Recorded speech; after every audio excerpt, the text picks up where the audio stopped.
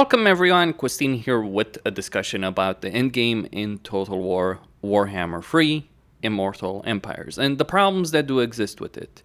I think this is one of the biggest issues in Total War as a series, though to be fair, some Total War games have handled this better than others. For instance, a Total War Saga Troy, yes, Troy, I'm gonna go with that, I think handled the endgame much better because you ended up dealing with a rival that would rise to power, become really powerful, and you could have some interesting gameplay there.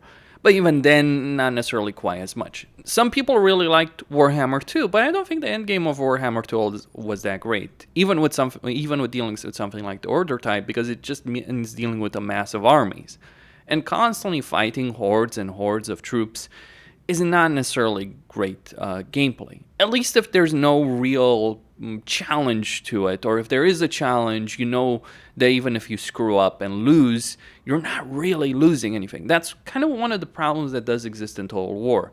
What are you fighting for? What is the ultimate, what is at stake here? Because if what is at stake, oh, you might lose an army that you can recruit anyway with immortal lords and heroes, then there's not necessarily much at stake in a particular campaign. And so you may end up having to fight a lot of battles, to be sure. And some of them can be very interesting, large-scale battles.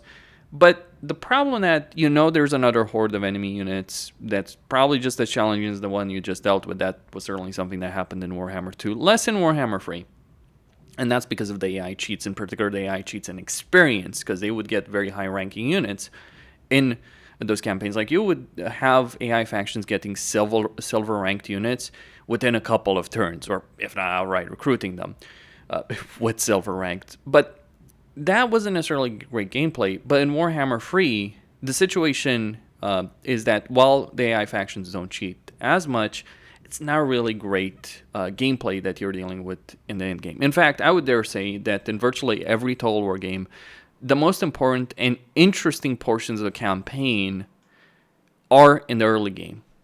And this is something that's kind of unique to Total War as a strategy game, because many strategy games can have a fairly interesting end game to them.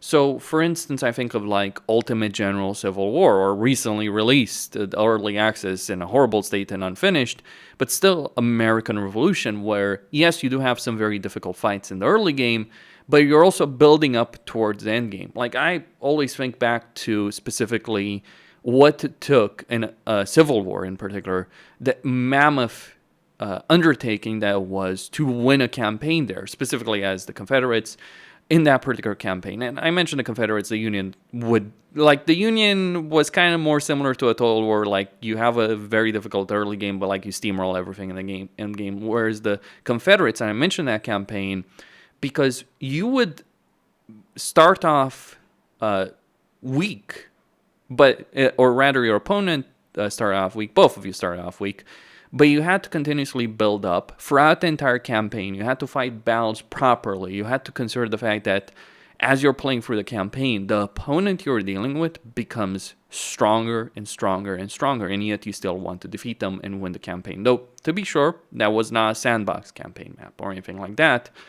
But the opponent you were dealing with, again, bigger challenge, and you needed more troops. You needed to maintain more armies, and the way resources were handled in that game were far better. So I have to say, like, fighting Washington, D.C. in that game felt immensely satisfying. Like, you start with like a couple thousand troops in that campaign, and you build to hordes of hundreds of thousands to take on the full might of the Union Army. That is an amazing experience. Unlike what happens in Total War, where some of the biggest battles can happen early on, and the most challenging and most significant battles happen early on. But after you reach a certain point, there is virtually no way to lose a campaign. And if there's no way for you to lose, genuinely, there's zero chance the AI defeats you. Like, in this situation, consider the situation, what I've built here by turn 7-5. I could take on the entire bloody world at this point, and the best they could do is slow me down. They wouldn't stop me because they can't stop me. Like, even if they tried. Like, considering that I've built alliances with Grimgor, the Dwarves, Empire, and Cafe, The rest of the world is our victim. There's nothing that could stop us. There's nothing that could even try and stopping us. And even if I broke my alliance with Grimgor Empire and literally declared war on all of these factions, I would still beat every single one of them. I might lose some armies, I might lose a good chunk of territory, but there's no chance I'm losing all of my armies, there's no chance I'm losing the core territories that I actually really care about, and there's no chance I go bankrupt.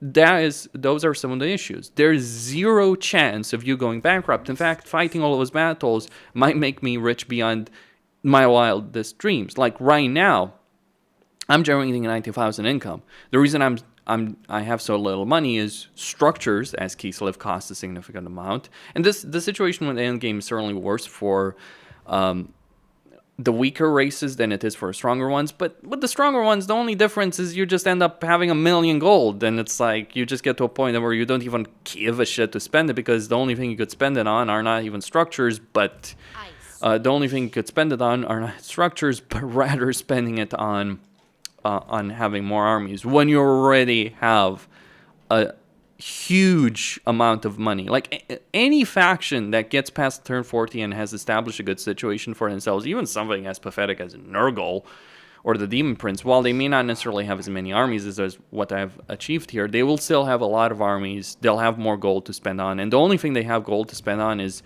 structures and settlements that they just claim. Like in my case here, because like for instance, Ostermark was razed to the ground, I end up fighting Vlad. I pacified Vlad, suffice to say. I accepted his surrender, and I'm leaving others to deal with him. But the only thing you have resources to spend on is like on structures and territories that you've gained. And if you lose territory, oh great, I lost territory, woohoo! I'm certainly not going to feel the economic consequence, because again, post-battle is what it is. Post-battle looting, income from looting and sacking settlements is what it is. And what if I lose all of my armies? Literally, I could disband every single army that I have in this campaign. Guess what? I would not give a shit, more or less. I could right now disband everything. I have an endgame crisis about to start in a couple of turns here. I could disband every single army.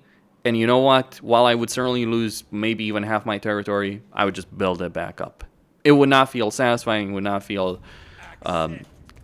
interesting. It would not be challenging. The challenge exists in a campaign, depends on the Legendary Lord. Some Legendary Lords don't have any kind of challenge whatsoever. Boris Urza certainly doesn't have any kind of challenge in his campaign.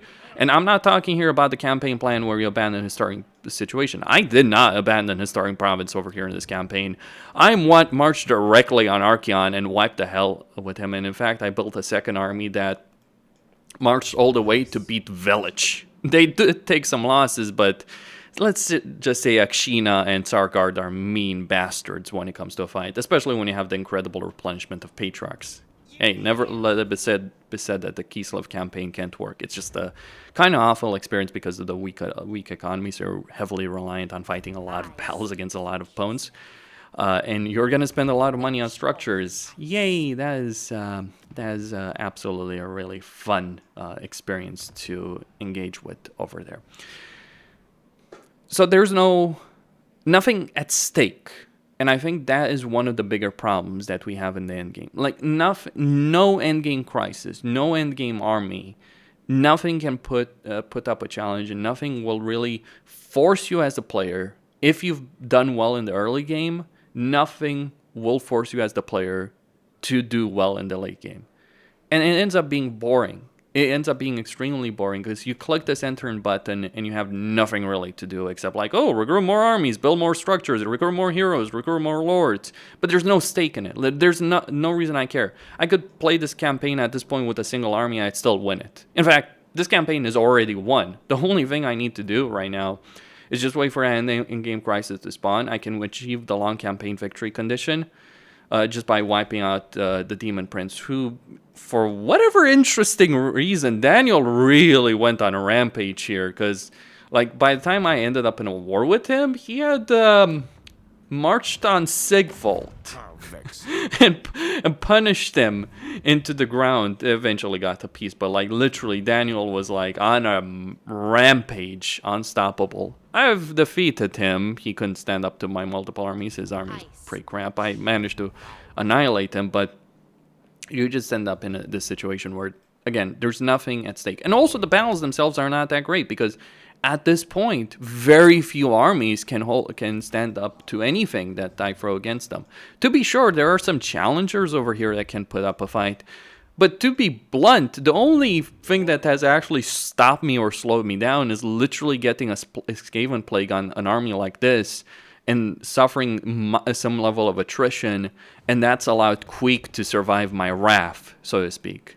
Everything else, every other faction, everything that stood in my path has been obliterated. The only reason some of them are still alive is because I wanted to send my other armies on other fronts, and I felt my AI partners could deal with them, which they will against Vlad. Inevitably, Vlad will be annihilated. In fact, he's in the process of getting annihilated right here. So it's really not an interesting situation. When the battles, like, one of the important things to talk about in Total War, individual battles are important.